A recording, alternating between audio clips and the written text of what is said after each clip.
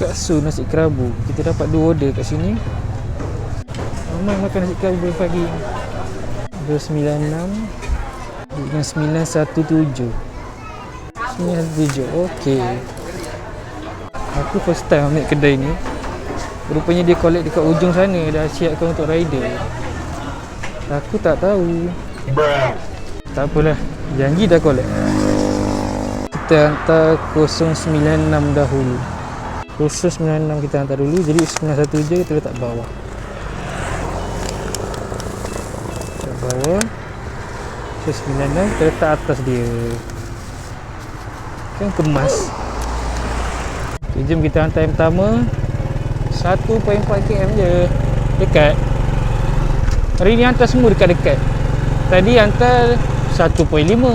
Lepas tu hantar yang second pula tak sampai 1 km.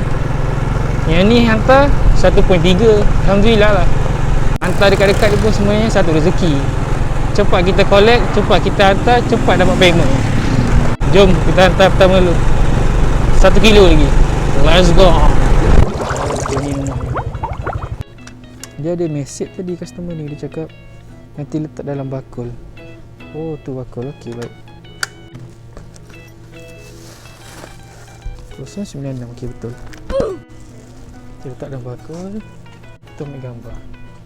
Ingat letak macam mana pun kena ambil gambar bukti. Okey, first kita dah hantar.